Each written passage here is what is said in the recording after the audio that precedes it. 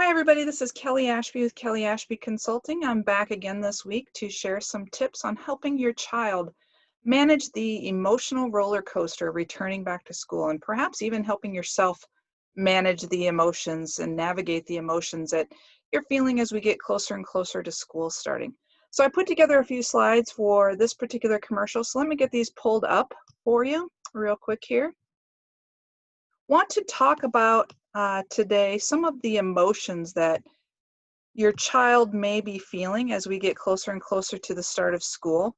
So this is just a commercial about my Raising Resilient Kids longer recording that I'm putting together and putting out this week, probably on Wednesday. And it's about all centered on returning to school during COVID-19. So in this particular short clip, I'm going to be talking a little bit about what are some of those emotions that your child might be experiencing right now, and give you some suggestions on how you can help them. So first and foremost, I saw this posting on social media a few weeks ago, and I thought that it really resonated with this particular topic. So we all know that schools are announcing their fall plans, and even continuing as we get within a week of school starting in some school districts, on having to make some changes to some of those plans. So we know that everyone won't be happy about whatever the plans are. But what's important for you to do, especially as it relates to helping to raise resilient kids, is to help determine your child's attitude. Remember that you help determine your child's attitudes. In fact, oftentimes children, especially young children, will mirror or reflect exactly what you're showing them at home and take that into themselves and exhibit that when they're around others. So it's important that you be angry or sad about these developments in private and not exhibit this in front of your children. And I'm not saying be dishonest. I'm talking about just making sure that you're displaying whatever negative emotions you might be feeling in private, so that you can help them remain as positive as possible about the return to school. So discuss your frustrations away from the kids. Set them up for success by teaching them how to make the best of it. So stay positive, model perseverance, and making sure that you are a sounding board for whatever worries, concerns, and perhaps disappointments they may be experiencing as we approach school, and even perhaps even after we start school. So what are some of those emotions that children might be feeling right now as we get closer and closer to school reopening? And how can you as parents help them navigate those emotions? So perhaps your child is feeling really scared about going back to school. Perhaps your child is feeling a little bit nervous about the recommendation that masks be worn, maybe nervous about, how am I going to get through the day wearing a mask all day? Or what if my friends or the people that I want to interact with are choosing not to wear a mask? What do I do about that? So maybe some nervousness about those kinds of things. What if your children are staying home and maybe you're going through school lessons remotely and through a virtual environment? Maybe they're feeling a little bit even more isolated from their teachers and their friends, knowing that some of their friends are actually attending class face to face with their teachers and with their other friends. Maybe your children are really excited about going back to school.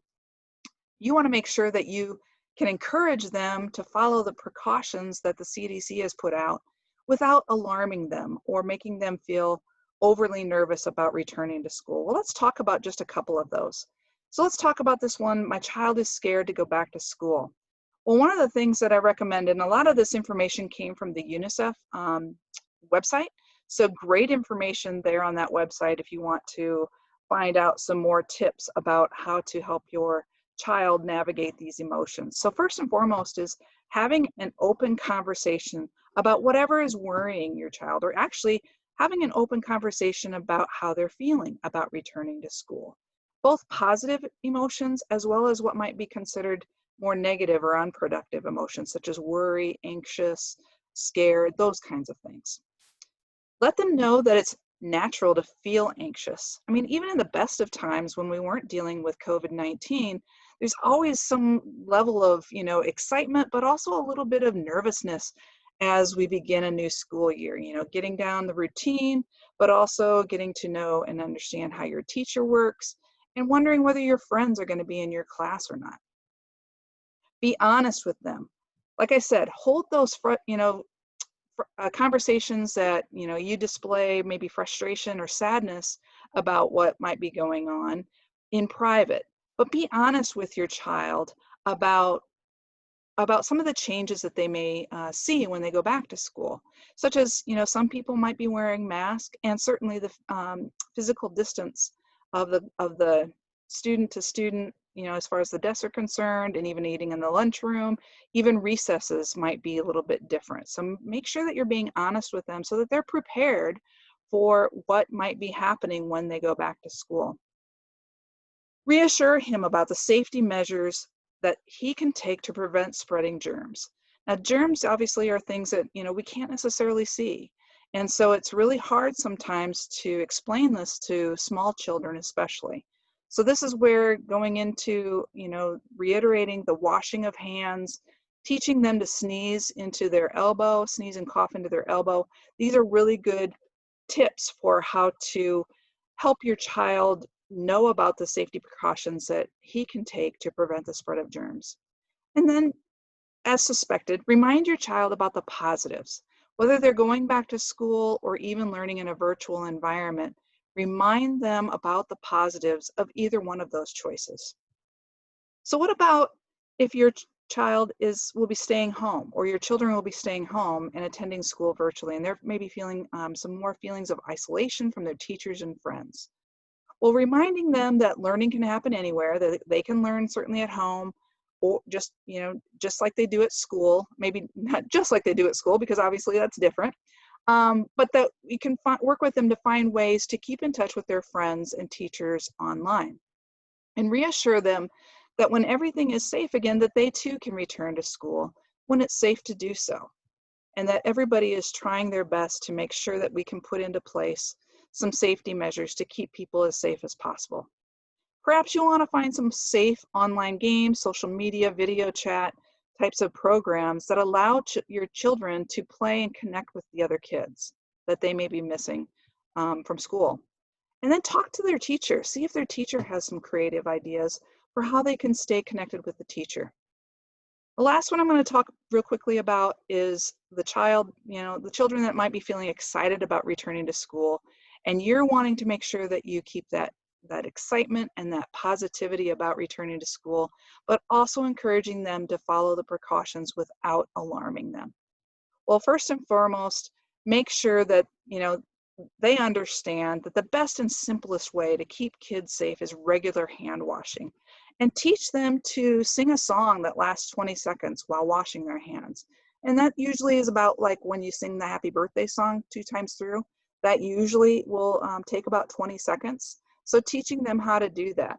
And really important is explaining why we need to do these things. So we want to be able to continue going to school in a face-to-face environment and seeing our friends and teachers and learning in that environment. Well, that's a really good reason why to take these precautions and encourage your children to follow them.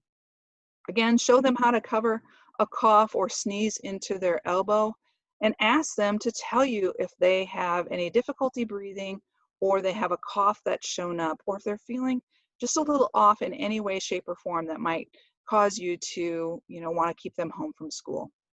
The other thing that you might want to do too is to explain to your child that every student may not follow these same precautions, but that this is what you believe and that science shows are the best ways to keep them safe.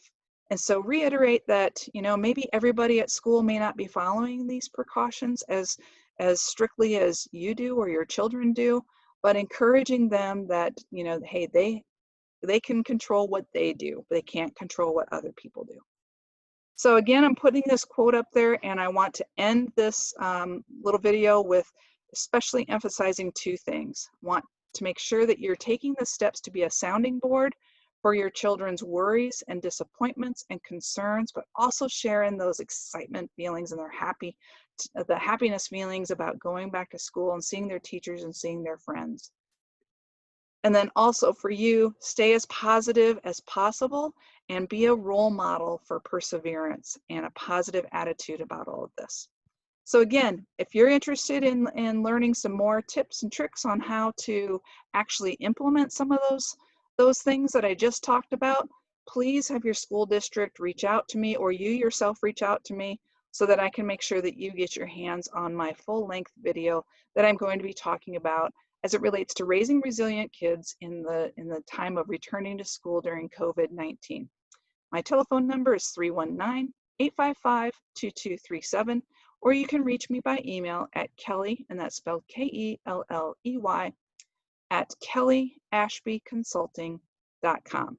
Or if you want to keep getting access to my videos, please subscribe to my YouTube channel and follow me on Facebook, LinkedIn, Twitter, and Instagram. Thanks a lot, and I look forward to seeing you again. Take care.